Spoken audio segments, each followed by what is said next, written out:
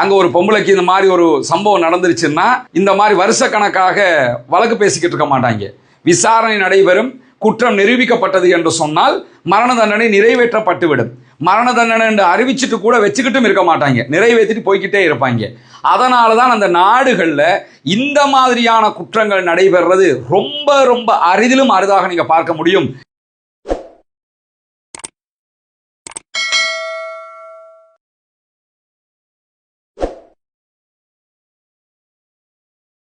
ஒரு நாட்டில் வாழக்கூடிய மக்கள் கரெக்டானவங்களாக வாழணுமாக இருந்தால் அவர்கள் நாங்க சரியா வாழணும் என்று நினைக்கிறது ஒருபுறம் இருக்க, அந்தந்த நாடுகளுடைய சட்டங்களும் வலுவானதாகவும் கடினமானதாகவும் இருக்கணும்.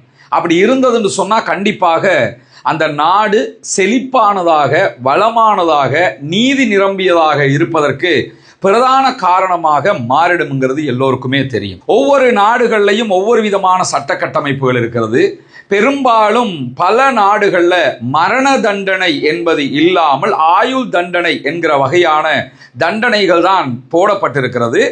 ஆயுள் தண்டனை வரைக்கும் தண்டனைகளை வைத்திருக்கக்கூடிய நாடுகள், அதில் இருக்கக்கூடியவங்க எல்லாம் பெரும்பாலும் என்ன சொல்லுவாங்கன்னா, மரண தண்டனையே கூடாது, ஏன் அப்படியான தண்டனை எல்லாம் கொடுக்குறீங்க என்று வியாக்கியானம் வேற பேசுறத நீங்க பார்க்க முடியும். ஆனா எந்த குற்றத்துக்காக மரண தண்டனை கொடுக்கப்படுகிறதோ அதே குற்றம் தங்களுடைய குடும்பத்தில் இடம்பெற்றால் ஆமா மரண தண்டனை கொடுக்கிறதா இதுக்கு முடிவு என்கிற மனோநிலைக்கு அவர்களே வர்றதை பார்க்க முடியும். ஒரு மனிதனுடைய திருப்தி என்பது அவனுக்கு நீதி நிலைநாட்டப்படுகிற போதுதான் கண்டிப்பாக அது நிறைவேறும் என்பதை புரிஞ்சுக்கிறங்க. அந்த வகையில 2015ஆம் ஆண்டு முழு இலங்கையுமே உலுக்கிய ஒரு சம்பவம் தான் யாழ்ப்பாண பாடசாலை மாணவி சிவலோகநாதன் வித்யாவினுடைய கற்பழிப்பு படுகொலை என்பது. இந்த படுகொலை எல்லோருடைய மனதிலும் ஒரு பெரிய தாக்கத்தை செலுத்திய ஒன்றாக மாறியது. பாடசாலை மாணவிகள் அத்தனை பேருமே அச்சப்படுகிற ஒரு நிலையை உருவாக்கியது. எந்த நம்பிக்கையில ஒரு ஸ்கூல் பிள்ளைய நம்ம தனியாக அனுப்ப முடியும் என்கிற அளவுக்கு பல கேள்விகளை உருவாக்கி இருந்த ஒரு விவகாரமாக மாறியது. எல்லா தலைவர்களும் பெரும்பாலும் பேசியது என்னன்னா, இப்படியானவங்களுக்கெல்லாம் மரண தண்டனை கொடுத்தா மட்டும்தான் இந்த நாடு அடுத்த கட்ட நகர்வை நோக்கி செல்ல முடியும், அப்பதான் பயப்படுவாங்க, அச்சப்படுவாங்க அப்படிங்கிற கருத்துக்களை எல்லாம் பேசினதை நீங்க பார்க்கலாம். இதுக்கிடையில ஒரு விஷயத்தை நீங்க புரிஞ்சுக்கிறங்க.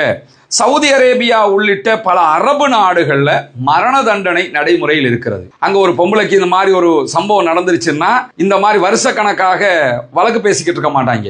விசாரணை நடைபெறும், குற்றம் நிரூபிக்கப்பட்டது என்று சொன்னால் மரண தண்டனை நிறைவேற்றப்பட்டுவிடும். மரண தண்டனை என்று அறிவிச்சுட்டு கூட வச்சுக்கிட்டும் இருக்க மாட்டாங்க, நிறைவேற்றிட்டு போய்கிட்டே இருப்பாங்க. அதனால தான் அந்த நாடுகளில் இந்த மாதிரியான குற்றங்கள் நடைபெறுறது ரொம்ப ரொம்ப அரிதிலும் அரிதாக நீங்க பார்க்க முடியும். உலகத்துக்கே வியாக்கியானம் பேசுற, சுதந்திரத்தை பத்தி பேசுற, டெமோக்ரஸியை படிச்சு கொடுக்கிறோம்னு சொல்லக்கூடிய நாடுகளில் கூட இந்த குற்றங்கள் தலைக்கு மேலால் நடக்கக்கூடியதை நீங்க பார்க்க முடியும். ஆனால் அரபு நாடுகள்ல ரொம்ப ரொம்ப குறைவிலும் குறைவாக நடக்கிறத பார்க்க முடியும். காரணம் என்னன்னா, குற்றங்கள் எவ்வளவு ஆழமானதாகவும் ஆபத்தானதாகவும் இருக்கிறதோ அதே அளவுக்கு தண்டனைகளும் பலமானதாகவும் பயங்கரமானதாகவும் இருக்க வேண்டும். இந்த அடிப்படையில் தான் 2015ஆம் ஆண்டு சிவலோகநாதன் வித்யா என்ற அந்த பாடசாலை அப்பாவி மாணவி கற்பழித்து படுகொலை செய்யப்பட்டது தொடர்பாக சுவிஸ்குமார் உள்ளிட்ட சில பேர் கைது செய்யப்பட்டிருந்தார்கள். அவங்களுக்கு மரண தண்டனை விதிக்கப்பட்டிருந்தது. ஆனால் அவங்க மேன்முறையீடு செய்திருந்தாங்க. இந்த மேன்முறையீட்டினுடைய விசாரணை முடிவுற்று அதனுடைய தீர்ப்பு மீண்டும் உயர் நீதிமன்றத்தினால் கடந்த 6ஆம் தேதி உறுதிப்படுத்தப்பட்டிருக்கிறது. உயர் நீதிமன்றம் கீழ் நீதிமன்றத்திலே வழங்கப்பட்ட மரண தண்டனை சரியானது, இவர்களுக்கு மரண தண்டனை தான் கொடுக்க வேண்டும் என்கிற தீர்ப்பை வழங்கியதினூடாக அந்த மாணவியினுடைய படுகொலைக்கான இந்த உலகத்தில் கிடைக்க வேண்டிய நீதி கிடைத்திருக்கிறது என்கிற ஓரளவுக்குண்டான மகிழ்ச்சி நமக்கு வருகிறது. ஏன்னா அந்த குடும்பம் எவ்வளவு பாடுபட்டிருக்கும், அதை ஒட்டி எத்தனை பெண் பிள்ளைகள் அழுது புலம்பி இருப்பார்கள், பயந்து நடுங்கி இருப்பார்கள். எங்களுக்கு நிம்மதி இல்லைன்னு அடுத்த கட்டமாக நாங்கள் என்ன பண்றதுங்கிற நிலையெல்லாம் தோற்றுவிக்கப்பட்ட நிலையில ஒரு நாட்டினுடைய பாதுகாப்பும் பெண்களுடைய பாதுகாப்பும் பிள்ளைகளுடைய பாதுகாப்பும் உறுதிப்படுத்தப்பட வேண்டும் என்றால் இது போன்ற தண்டனைகள் தான் அதற்கான தீர்வு. எனவே உயர் நீதிமன்றம் மீள் விசாரணை செய்து அவர்களுடைய மரண தண்டனையை உறுதிப்படுத்தி இருப்பது உண்மையில் வரவேற்கத்தக்கது, பாராட்டத்தக்கது, மெச்சத்தக்கது என்பதிலே எந்த மாற்று கருத்தும் கிடையாது. எனவே இந்த இஸ்லாமியர்கள் கொடூரமான தண்டனையை வச்சிருக்கிறாங்க, மரண தண்டனை, திருடினா கையை வெட்டுறது, இந்த மாதிரி எல்லாம் வச்சிருக்கிறாங்க.